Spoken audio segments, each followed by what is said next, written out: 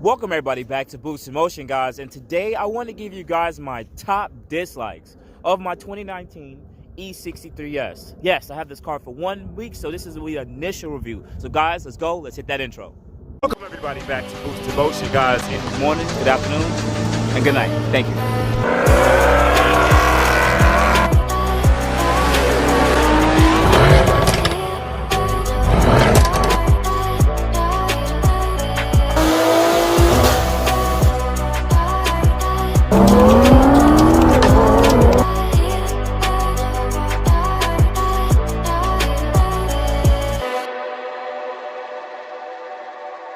Welcome everybody back to the channel. First thing, shout out to my whole Boost in Motion family. Thank you guys for showing your support to the channel. So hopefully you guys hit the like button already. Also, to anyone who's new to the Boost in Motion channel, I am Boost in Motion. I do report the news. I do like to talk about automotive content, and I'm also a car enthusiast. So you will get mixed content on this channel, and if this is something that you like, guys, definitely hit the subscribe button with the bell notification, and always hit the like button.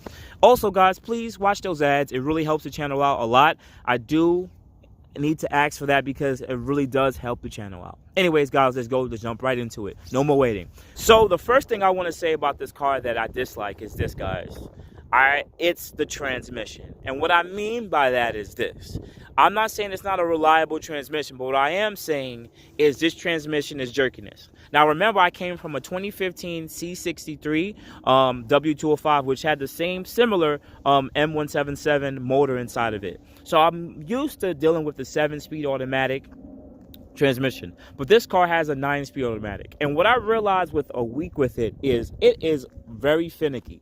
The car, I want to say, depending on if you had it in comfort mode, sports, 4 plus, or race mode, if it's in comfort mode, it seems like the transmission is still like hunting for a gear. It's holding on, depending on your throttle position, pretty much how much you press on the pedal, it will either shift too quick and then kind of slightly go out of power band, and it just seems very lazy in comfort mode. And that makes it super weird, especially when you come from park and putting the car into drive. There is a slight delay. Now, my C63 did the same thing, but this one, it seems a lot more sluggish.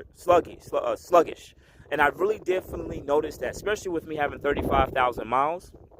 Some people will say maybe we need to get service, which I'm going to do later in a different video. We're going to talk about all the maintenance stuff, but that's the number one thing I noticed with the transmission. Now, once it's in sport and sport plus, the transmission shifts a lot faster and it holds the gears a lot more.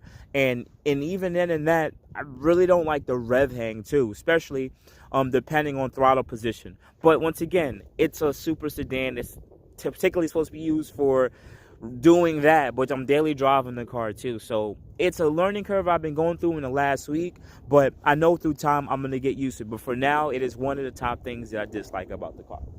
Number 2 top thing I dislike about my Mercedes E63s is these wheels. Now, these are pretty much the base wheels that come on this car. These are the base wheels. I don't know what's up with Mercedes. They either always make a really good looking AMG wheel, or they make these base wheels and they're freaking ugly. Now, some people may say that they like these wheels. Some people say they may not like them, but I don't like the triangle look. It's those look like 5 or 6 triangles going around the wheel, and particularly, I don't really like that look. Now, in the future, I am thinking about powder coating the wheels black because I think it goes with the theme of the car a lot more. I've really thought about silver too, possibly going full silver, but I think silver may actually make it not look as good because I don't like this 5-spoke. Maybe going all black will go a lot better with the theme of the car. So definitely comment below if you think that powder coated black wheels may actually be a better alternative for this specific vehicle. Now, moving to the third thing, guys. I'm still technically talking about, now, still kind of aesthetics of the car. I don't like the rear end of this car. I'm going to be quite honest with you guys. If you look at a E-Class and a C-Class between 2015 to about 2020, you would actually mistake a E-Class for a C-Class any day. The proportions are so similar, especially in the rear end, that you can actually, with the exception of this part, guys, I'm just talking about generally between the E and the C, you would think an E-Class is a E300 and it's the same as a C300. They have a very similar look, and I think they made this rear end a little too soft. Now, at the end of the day, yes. Does the bottom rear valance make it look a lot better? Yes. Does the stance of it make it look a lot better? Yes. But I think particularly the rear tail lights just aren't that good looking to me compared to, let's say, like a GT63 or a C63s. I think the E63 doesn't really blend it too well. Even the S63 looks really good in the rear end. Now, guys, for the fourth thing that I dislike about the car. Now, I have spoken about the air suspension, right? I have letting you guys know, but let me just quickly say what I mean here is this. The air suspension does a really good job at making the car take bumps quite well.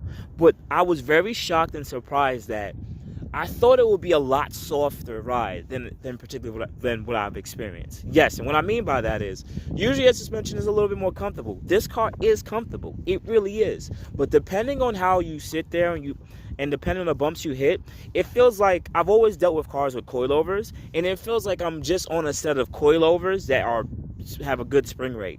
And it does jump you around. I mean, if it's a really rough road, you will get jolted around a little bit, depending on how bad the road is. 'Cause I live in New York City, and once I noticed that, I was like, this is surprising. I'm surprised that this is actually happening on this car.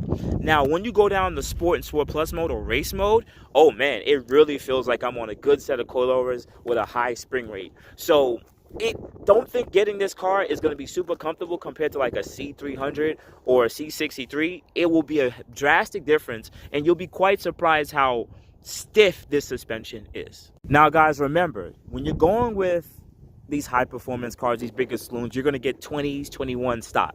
These cars come with 20-inch stock wheels, and some of the profiles are 35 and even 30 in their rear. And what I got to sit there and say, my honest opinion, the lower aspect ratio, the smaller tire sidewall, definitely does affect the ride quality of the wheel. Yes, I do have a good set of Michelin Pilot, I think Sports or Super Sports on this car, Pilot Sports, and they handle quite well. But I gotta be honest with you guys, it is, even though it's a good quality tire, but because it's just a low profile, you do still get that feeling in the car because it's such a low profile tire. And also, to put it out there, when you have such a low profile tire, you're more prone to get flats and blowouts and stuff like that. So I am the type of person that don't like hitting potholes. I'm really always used to driving a slammed car, so this will be particularly good for me to just be, because I'm pretty good at driving. But for a regular person, I could see them messing up these wheels and blowing out tires really fast. Now, guys, for the last thing I want to say, particularly for the car enthusiast, is what do I dislike about the car? And I'm gonna tell you guys in all honesty, what it is tunability. And now, I said it is a positive that you can modify these cars, but also the negative is it ain't cheap. If you want to do a flash tune of these cars for a simple flash compared to like a BMW, you're spending at least between $2,000 to maybe $5,000 for a simple stage 1 flash tune and everything else stock. And if you wanted to put downpipes on these cars, very expensive process. You have to drop the transmission to be able to do so. It's a lot of money invested just to make that additional power. And at some point, you're like, yo, this is expensive. If you want to do turbos for these cars, the turbos are going to be about $10,000 compared to other vehicles, which are about half the price. I would even include BMWs. So understand, if you're coming into this platform and you want to modify this car to make power, yes, you can actually do so. But understand, you will pay that Mercedes tax that exists depending on what stage and limit of horsepower you want to get. This applies to any cars. This exists for any cars. But particularly E63 versus like an M5, there's a huge drastic difference between the two. So outside that, guys, I just wanted to make this updated video giving you guys my top dislikes for my E63s in the first week. I will give an updated video maybe in about a month to 3 months about my experience with the car. And outside that, guys, you already know what to do. You can hit the like button. You can also hit the subscribe button with the bell notification and hit all. My Boost in Motion family, I know you guys have already hit that like button. Thank you so much. I appreciate it. You guys have a good day. Thank you, everybody, for watching. Do appreciate you guys. Love you guys very much. You can also check out the 2 links I posted for some of my other videos. Also, on top of that, if you want to purchase some Boost in Motion merch, definitely check the link that I posted also. And finally, if you've been watching all my videos and you enjoy them, please hit the link to subscribe to my YouTube channel. Thank you. Thank you.